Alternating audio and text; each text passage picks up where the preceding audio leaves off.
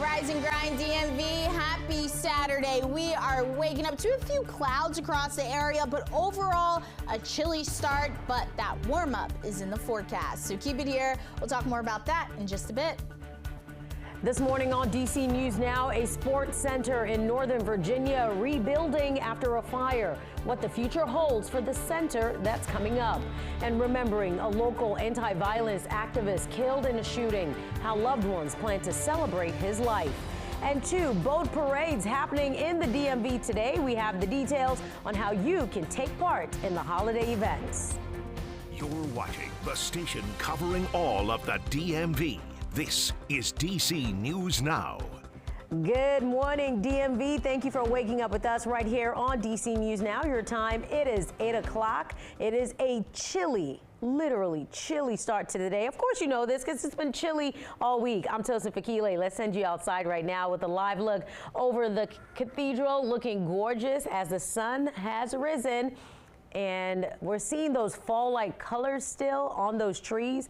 It does not feel like fall, I promise you that. You don't believe me? Let's talk to the expert. Meteorologist Brittany Ward is on the desk. Brittany, yeah, it does not fall is like a thing of the past now. Yeah, you know, it will be feeling like fall as we head into the work week, but you know, overall the past couple of days, yes, it felt like winter. The good news is if you have any outdoor plans today, it's not going to be too bad out there, but if you do have them early, it's going to be chilly. So make sure to bundle up. Temperatures across much of the DMV are below freezing at this hour. We are sitting at 28 degrees in the nation's capital. 17 as you head over there to Culpeper, 24 currently in Kaiser. So again, a very chilly start. Bundle up when heading out the door because those wind chill values, this is what it feels like on your actual skin. It feels like 19 degrees right now in the nation's capital. It feels like 17 degrees right now in Manassas. It feels like 21 degrees right now in Hagerstown. So you want to bundle up when heading out. Now those winds right now, they're not going to be as windy as what we saw the previous days. We're seeing winds gusting upwards to about 8 miles per hour in the nation's capital, 16 as you head over there to Hagerstown. So seeing a bit of a light breeze, and that will be the trend as we head through much of the day today. So keep it here. We'll have a full breakdown of that forecast, Tosin, and what to expect coming up. All right, Brittany, we'll talk to you soon. We begin this morning remembering the lives lost in the Pearl Harbor attack. Today is the 83rd anniversary of the Pearl Harbor attack. On December 7th, 1941, Japanese planes bombed the naval base in Hawaii, killing over 2,400 Americans. One day after that attack, Congress declared war on Japan. The attack thrust the United States into World War II. In 1994, Congress designated December 7th as National Pearl Harbor Remembrance Day. And flags will fly at half-staff in Virginia today for the anniversary of the attack. Governor Glenn Youngkin says flags will remain at half-staff until sunset. Coming up on 8:03, a popular sports camp in Northern Virginia destroyed in a fire. As Max Marcilla reports, the owner of Kids Choice Sports Center in Woodbridge says its future is uncertain. It was a Thursday night fire that destroyed a business right before one of its busiest times of the year. This is a picture of both Prince William and Fairfax County firefighters battling the 3-alarm fire.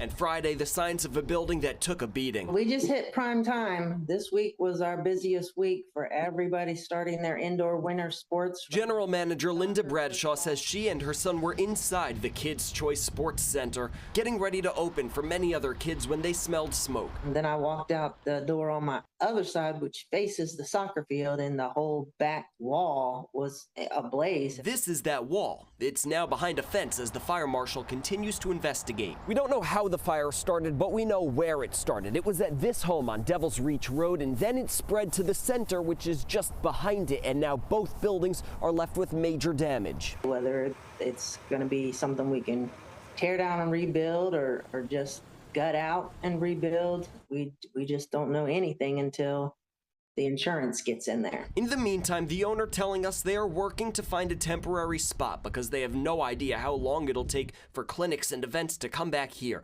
We're sorry it happened, he told us off camera. We feel bad they're left out literally in the cold. Hang in there and hopefully we can get something else going. A call for patience as the work to rebuild begins. I just know I love this job and I love keeping the kids busy. I love myself being able to run around the building and just be there with them, and that'll be missed for a little while. In Woodbridge, Max Marcella, DC News Now. Developing now, 2 people are dead after being shot in Prince George's County. That shooting happened at about 9 o'clock last night on Surrey Square Lane near Park Berkshire. Both men were taken to the hospital where they later died. In Prince George's County, a man is being convicted for murdering a woman who flew in from El Salvador to attend her grandson's funeral. In March of last year, Troy Medley shot Lydia de Cajillo while she was in a car outside a relative's house in Capitol Heights. Prosecutors told jurors the shooting was unprovoked and Medley wanted to kill that night and didn't care who he killed. A sentencing date for Medley hasn't been set. We have an update this morning at 8:05 as the fallout continues after a D.C. public charter school abruptly closed just days before the start of the school year. Eagle Academy in Southeast shut its doors in August, citing dwindling enrollment and financial problems. As our Mariel Carbone reports, council members are now pushing for more oversight. With more than 120 public charter schools in D.C., the district wants to ensure no other school ends up like Eagle Academy. It's why one council member is introducing new legislation to make sure school leaders are properly trained. My heart is extremely heavy. For Eagle Academy parent Sharnetta Boone Ruffin, the sudden closure of her daughter's school this summer set her family into a tailspin. It was extremely stressful. But the behind-the-scenes look she got as a 9-month member of the school's board of trustees made it even more difficult. I'm still learning how to be a board member as a parent. Boone Ruffin says she didn't feel like she could question any financial information laid out by the school CEO or fully understand her legal status as a board member. Training was provided by the Public Charter School Board in February, a few months after she started as a trustee, but it just covered that we must have all of our findings and all our data and what we talk about in writing. That background concerning to D.C. council members. You heard yesterday one of the former board members testifying, and she remarked, well, I was just a parent. No, ma'am, you are not just a parent. When you join these boards. It's one of the reasons why council member Christina Henderson is introducing this legislation. If passed, the bill requires D.C.'s Public Charter School Board to offer training to newly elected or appointed members of a charter school's Board of Trustees in fiscal management, governance, district laws, and more. The training must be completed within 90 days of their start and repeated annually. It was bewildering to me that this is not something that we have required in the past, especially when we think about the amount of taxpayer dollars that charter LEAs are operating with. And I reached out to the Public Charter School Board for comment on this story, but did not hear back. Because we are nearing the end of the council session, this legislation, it'll be reintroduced in January, and Henderson hopes to have it passed and in place by summer ahead of next school year.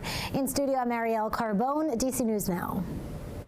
Happening today, a prayer vigil for a Maryland activist who was killed last weekend. Cornelius McDonald was shot outside a Prince George's County restaurant last Saturday morning after police say he got into an argument with another man. The vigil will be from 4:30 to 5:30 p.m. at the Staples parking lot on Campus Way in Largo. 8:08 happening today. Thousands will line the banks of the Potomac River to watch the 24th annual Holiday Boat Parade of Lights. This is in Old Town Alexandria. DC News Now's Kevon Dupree caught up with the family that's been taking part in the parade for years as they prep for today's parade. Preparing for the Alexandria Holiday Boat Parade of Lights is nothing new for Tim and Carmen Smith. We used to decorate the house for many years. Now it's the boat. Their family has participated in the event for more than a decade. This year we found Big Santa here. He's going to be on the back. The theme of our boat is Hey Santa. We just love it. The kids love it. We bring our family out and friends. We all come see the people on the dock. They say something that keeps them coming back is the strong sense of community they've created with dozens of other boaters over the years. We've got boaters from Mount Vernon, we've got boaters from Aquia, there's some people coming all the way from around the Chesapeake Bay. Although the parade is a friendly competition to see which of the 50-plus boats has the best decorations, the Smiths say it's never been about that for them. I've got people that made stuff for our boat to put on our boat for our signage and Christmas lights. We helped other people with their signage. They say it is about having fun and putting on a great show for everyone who comes out for the parade.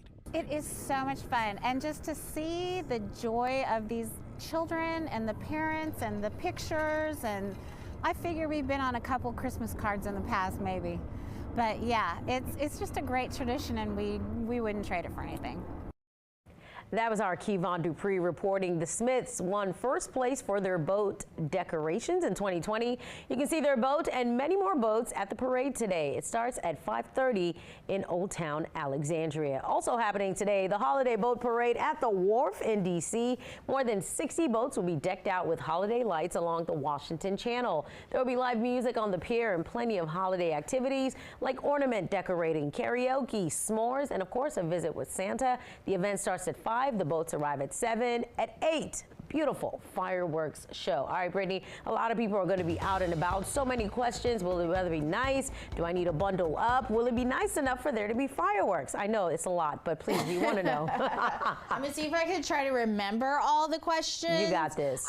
But if you are going to be heading out, if you're heading out this morning, it's pretty chilly out there. You definitely want to bundle up. The good news is, as we head through the afternoon, we will not be as cold as what we've seen previous days. Still tracking below average temperatures for this time of year, though. By 9 o'clock, temperatures expected to be in the 30s here in the nation's capital, lower 40s as we head right around lunchtime, and then notice by 3 o'clock, we're starting to see those temperatures warming up into the mid 40s. Now, the average high for Washington, D.C. is 51 degrees. It looks like our high today will be 44 degrees. So keep it here. We'll have a full breakdown of this forecast and what to expect coming up.